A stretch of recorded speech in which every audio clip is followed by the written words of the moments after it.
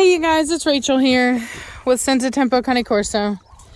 So unfortunately my headset that I was using yesterday got left on. It was my fault and it's not charged.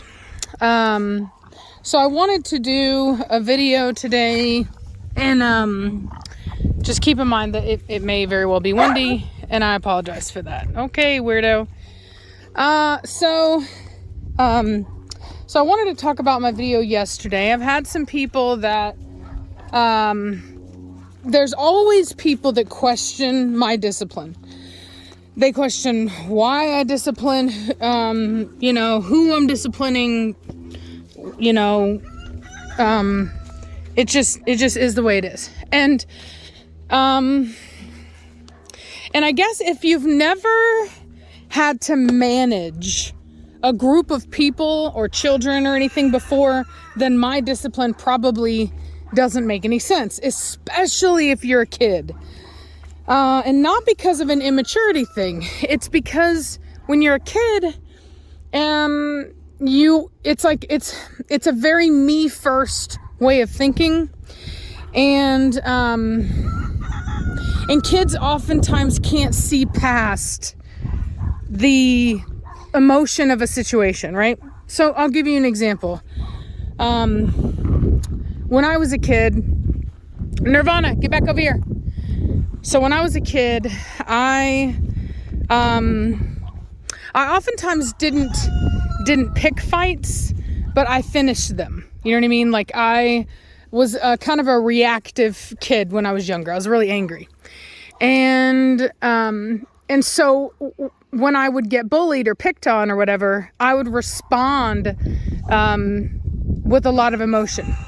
And so oftentimes in situations, my response, whether it be verbal or physical, was so intense that the teacher, and as many of you know, I was in foster care, so the staff member, whatever, they would have to focus on me and not the other person, or sometimes they wouldn't even hear the other person. Like they would have just thought that I just completely went off on this person for no reason. And so they would focus on me and I never understood it, right? It would make me really mad and I'd be like, that's not fair. I didn't start it, blah, blah, blah, blah, blah. And the teacher or whoever it was that I was dealing with would always tell me, look, it isn't about whether you started it or not. It's that you're the one I see, you're the one I hear. You know what I mean? And your response is so, dramatic and exaggerated that I can't focus on whoever it was that started it because I have to deal with you. Okay. So with that in mind, we're going to go back to what happened yesterday with Vitani and Nirvana. Okay. So, what happened is that Nirvana got possessive over a stick and kind of snapped at Vitani. And then Vitani freaked out, jumped on top of Nirvana and, basically tried to give her a harsh correction. Now, couple things. So, pardon me. And then I disciplined Vitani, not Nirvana. Okay. Now, the reason why I focused on Vitani is because of her reaction. It was too intense, okay? And it had to be corrected because I have a pack of dogs, right? So it isn't about what's necessarily right for the individual. It's what is right for the pack. How do we all live together in peace and harmony without issue? Okay. And one of the biggest things that is important to that is the no fighting rule. Okay. So you can't start a fight and you can't do anything that would result in a fight. Okay. And when I am faced to look at a situation like Vitani and Nirvana, which one of them, I have to balance, which one of them was more likely to have caused a problem within the whole pack? Okay. The answer to that is Vitani, right? Because those of you that watch, dogs get possessive over stuff all the time in my house. You know what I mean? Dogs, that's just what dogs do. And it doesn't always result in a correction or anything at all. A lot of times it just gets ignored. You know what I mean?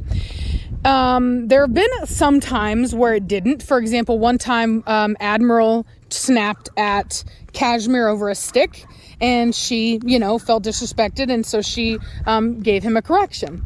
And that's a different thing when it's the alpha of my pack giving a correction, okay? Totally different thing, because there's not going to be a fight there. There's no risk of a fight when an alpha female gives a correction to a puppy, okay? So that's why there's no correction needed. And because he broke a cardinal rule, you don't disrespect the alpha, right? So there are reasons why. Because if he thinks he can disrespect the alpha, then I could have problems in my pack. So you can't look at a situation as simple as a dog snapped at another dog over a stick and Rachel got mad at the dog that then responded. That's not the way it works. There are so many layers to corrections and why I do what I do. Okay. So you can't look at it that way.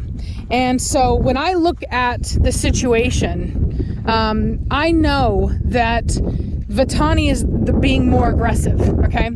Nirvana actually gave in to her, which I'll get back to in a second, because it was a perfect example of something else that I've been wanting to talk about. But so because of Vitani's reaction, I had to get on to Vitani, okay? Because she can't be that way. If that would have been two adult females that were closer in rank, or even two adult males, it could have resulted in a fight, okay? So I had to jump in and I had to give a harsh correction, what I call a harsh correction, to Vitani for endangering the kind of stability of the pack, right? That's how I see it, okay? Now, would I have corrected Nirvana just for snapping, just for, rah-rah at Vitani over stick? No, I wouldn't have. And the reason for that is because my dogs do that all the time. They're just communicating. One of them is just letting the other one know, hey, this is my stick. She didn't go after Vitani. She didn't run after her. She didn't do anything that, like I said, would have endangered the stability of the pack. She simply let Vitani know, hey, this is mine. And keep in mind, Nirvana is actually higher in the pecking order than Vitani is.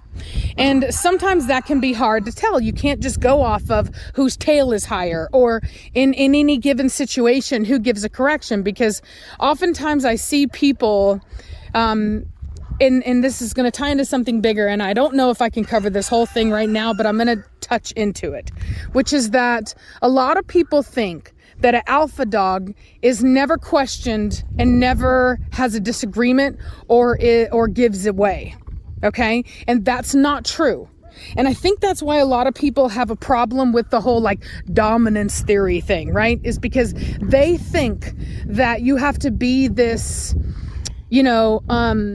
complete dictator, right? This oppressive dictator. And that is not true. Okay. They just need to understand, when it comes down to it, who's boss. It doesn't mean you have to win every single argument. You know what I mean? That's not the way that it works. And so you'll have a situation like that, where you'll have two animals where there is really a clear defining alpha between the two, not alpha of the pack, but between the two. And the lower dog, the lower pack member, will actually win an argument with a higher pack member sometimes. It just happens sometimes. You know what I mean? Sometimes you're in a mood. You know what I mean? Apparently yesterday, Vitani was hormonal. She was in a mood. And you know what? Nirvana probably recognized that somehow and just let her have it. You know what I mean? She just let her have the win. But then you have a situation like where I had with Velocity and Blondie, where Blondie actually tried to avoid an incident with Nirvana, or pardon me, with Velocity. And then Velocity actually caused that. Not many people caught that, but if you really, I tried to slow it down best I could, but and I only got the very, the very snippet of where it just begins. But you'll see that Blondie tries to go behind Velocity, and Velocity does this quick turnaround and actually lunges for Blondie, and you'll see Blondie just barely try to pull away, okay? And both of us got onto those dogs, right? Both of us got onto them. They were both, I would say personally, Blondie wasn't in the wrong in that at all. But Blondie still got put down. And the reason Blondie got put down is because she broke another rule, and that is to fight. Okay. Preacher, I teach all my dogs, I want them to be somewhat pacifists with each other. You know what I mean? You can have a disagreement, you can communicate, but the fighting thing is not going to work. That's a no-go in my household. It's a natural part of their behavior. Dogs, you know, would love to be able to fight it out because that's their nature. You know what I mean? They absolutely would when it comes to a pack. That's why the number one killer of wolves is other wolves and territorial in territorial fights. So, you know, sure, yeah, I mean, they would love to be able to battle it out. However, I'm not going to allow that to happen. So that's my golden rule, is no fighting. And so that means that even if you didn't start it, if you do something that raises the energy level to an unsafe meter where now I could have a fight, I'm going to get onto you. Whoever's the most aggressive is my target. And funny enough, you'll oftentimes see that with dogs. They, in fact, it's one of the things Cesar Millan talks about. Cesar Millan talks about that there are a lot of people think that their dogs would protect them in a fight, but that's not always the case. Sometimes the dogs will go after their owners. And the reason for that, and I think that's why protection dogs, you know, are bred the way that they are. They're bred to be loyal, and loyal above all, and a guardian, because ultimately dogs will oftentimes target the aggressor, the most aggressive. So, and that's because it's like a safety mechanism between the two. So did you see that? Did you see how Vitani tried to check Nirvana and Nirvana didn't listen to it? And so it's a safety mechanism within a pack, because that high level of aggression, unless it's the alpha, and even the alpha, they're not like overtly aggressive, you know what I mean?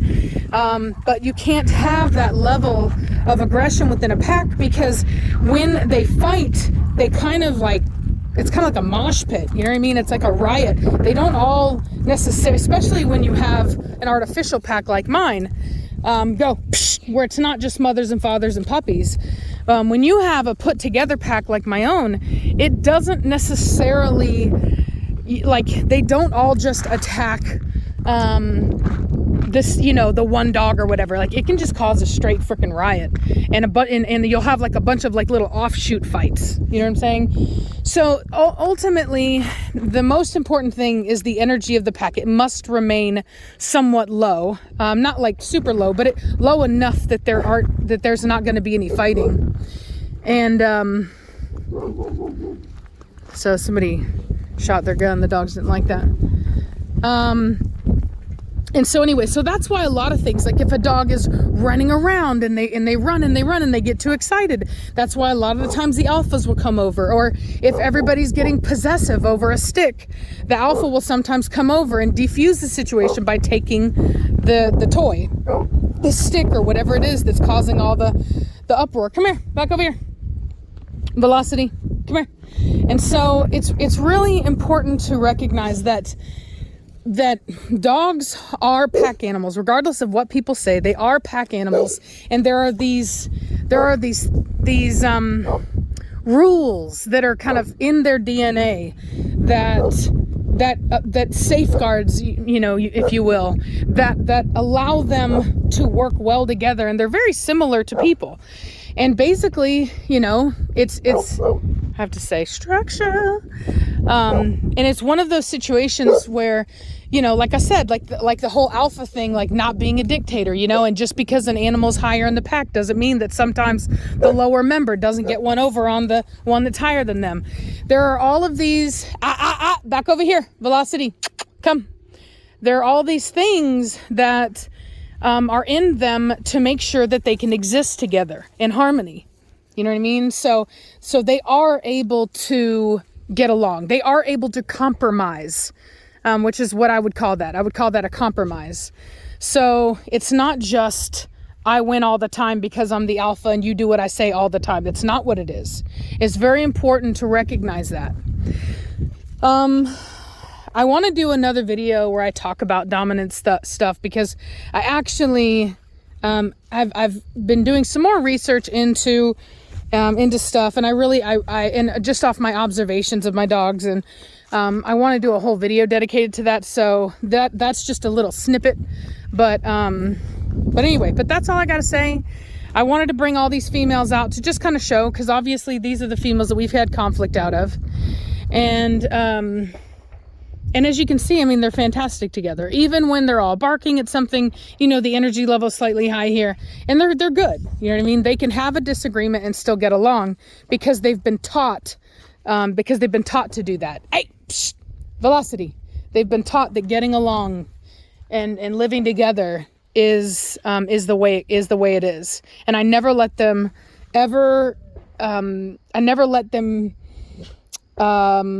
get to a point where that becomes irreparable. Hey, psh, come on. Because the more you have fights on your property, the more they actually escalate to fights, the less you'll ever be able to keep your dogs together. Every fight, it's like if your pack is a piece of glass. Every fight that you have puts a crack in that glass.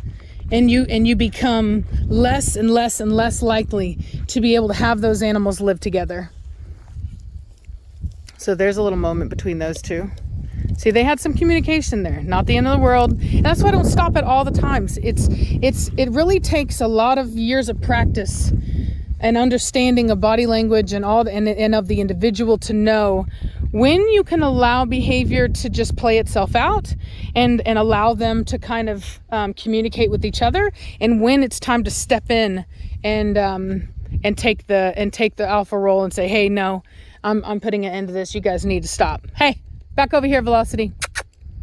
Velocity, now come. Good girl. Come on. Velocity, get over here. That's a good girl. That's a good girl. That's a squishy face. Oh, that's a squishy face. Y'all. So anyway, all right. Well, I'll talk to y'all later. Bye.